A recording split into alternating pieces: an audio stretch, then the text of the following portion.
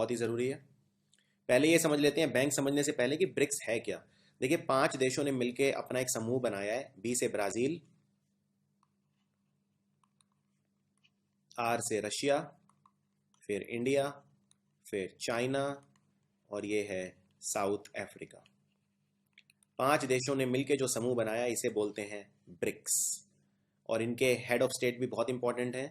Brazil की head of state हैं Dilma Rousseff, और रशिया के आप जानते ही हैं Vladimir Putin, India Narendra Modi, China के हैं शी जिनपिंग, और साउथ अफ्रीका के जैकब जूमा।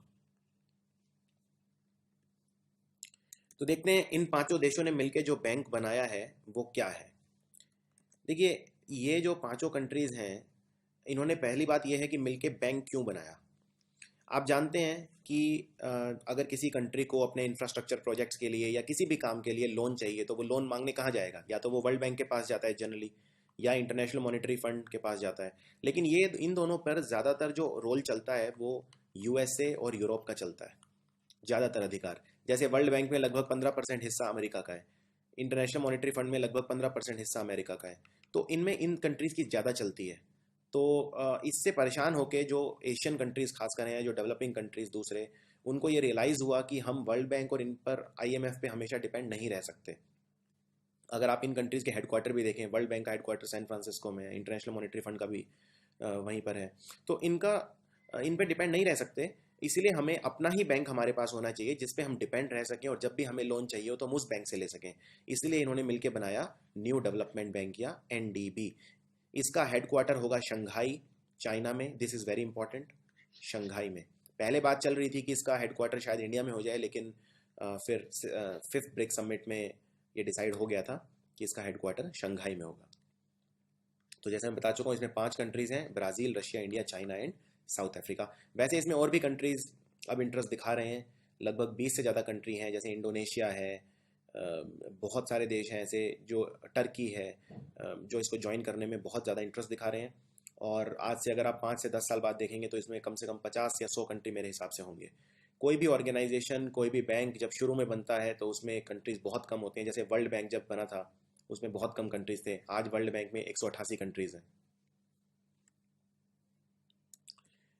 तो none of the above country has veto power. Each country hold equal number of shares and equal voting rights. ये बहुत इंपॉर्टेंट है। 5 देशों का अधिकार एकदम इक्वल है, उनके वोटिंग राइट भी इक्वल है। सबसे पहले आइडिया कि हमें एक बैंक बनाना है ये हुआ था 4th ब्रिक्स समिट जो दिल्ली में हुआ था। और आपको एक और चीज़ बता दूं, जो अगले साल जो ब्रिक्स समिट होगी यानी 8th ब्रिक्स समिट 2016, वो भी होगी दिल्ली में। ये क्वेश्चन भी पूछा जा सकता है। सबसे पहली बार लीडर्स ने एग्री किया 5th ब्रिक्स समिट में कि ये बैंक बनाना है, जो कि हुई थी डरबन, साउथ अफ्रीका में। और फाइनली सिग्नेचर कर दिए इसके ऊपर एग्रीमेंट पे पिछले साल जो समिट हुई थी ब्राज़ील में। ये ब्राज़ील के फोर्टालेजा शहर में हुई थी ये समिट।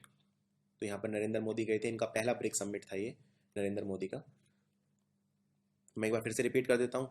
सबसे पहले इस बैंक को बनाने का सुझाव आया 4th ब्रिक्स समिट में जो दिल्ली में हुआ था। सबसे पहली बार लीडर्स ने एग्री किया इस बैंक को बनाने के लिए 5th ब्रिक्स समिट में जो डरबन में हुआ था। और सबसे पहली बार उन्होंने सिग्नेचर किए 6th ब्रिक्स समिट में जो कि ब्राज़ील के फोर्टालेजा शहर में हुआ था। तो इस बैंक में इनिशियल जो कैपिटल है वो $100 बिलियन है, जिसमें से हर देश को 12.5% देनी है शुरू के 7 सालों के अंदर। ये फंड बहुत इंपॉर्टेंट है, 100 बिलियन। इसके अलावा इसमें 100 बिलियन का एक रिजर्व करेंसी पूल रखा जाएगा, और इसमें हर देश इक्वल पैसा नहीं लगाएगा। जो देश जितना विशाल और सक्षम है उतना लगाएगा। जैसे ये 5 देशों में सबसे स्ट्रांग इकोनॉमी है चाइना की, सबसे बड़ा विकसित देश है चाइना, तो चाइना इसमें सबसे ज़्यादा पैसा लगाएगा, 41 बिलियन। और ब्राज़ील, इंडिया और रशिया, ब्राज़ील, इंडिया और रशिया तीनों लगाएंगे 18 बिलियन। और साउथ अफ्रीका सबसे छोटा देश है, सबसे विकासशील, तो 5 बिलियन। वैसे एक चीज़ और बताना चाहूँगा, इनिशियली इस ग्रुप का नाम ब्रिक था, साउथ अफ्रीका इसका हिस्सा नहीं था, लेकिन बाद में ये बन गया ब्रिक्स क्योंकि साउथ अफ्रीका ने ज्वाइन कर लिया 2010 में। हमारे लिए बहुत गर्व की बात है कि BRICS bank and new development bank, इसके जो पहले प्रेसिडेंट होंगे वो इंडियन हैं, वो बनाए जा चुके हैं, जिनका नाम है केवी कामत। केवी कामत आप जानते हैं पूर्व नॉन एग्जीक्यूटिव चेयरमैन रह चुके हैं आईसीआईसी बैंक के। इसके अलावा वाइस चेयरमैन रह चुके हैं इन्फोसिस कंपनी के, बहुत ही जाना माना नाम है। ये 6 साल के लिए होंगे इसके प्रेसिडेंट। इसके बाद ब्रिक्स बैंक में बोर्ड ऑफ मिनिस्टर्स होंगे, बोर्ड ऑफ डायरेक्टर्स और प्रेसिडेंट और एक वाइस प्रेसिडेंट। तो अभी तो ब्रिक्स में 5 ही कंट्री हैं, लेकिन आगे आने वाले टाइम में ब्रिक्स बैंक में और भी कंट्रीज आ जाएंगे। जैसा मैं बता रहा था कि बहुत सारे कंट्रीज अपना इंटरेस्ट दिखा रहे हैं, लेकिन ब्रिक्स कंट्री ने आपस में ये डिसाइड किया है कि जो ब्रिक्स का हिस्सा है ब्रिक्स में बैंक में, वो कभी भी 55% से कंबाइंड उससे कम नहीं होगा। यानी कि 5 कंट्रीज मिला के जो ओनरशिप होगी 55% से कम नहीं होगी। और ये है इनके शेयर होल्डिंग।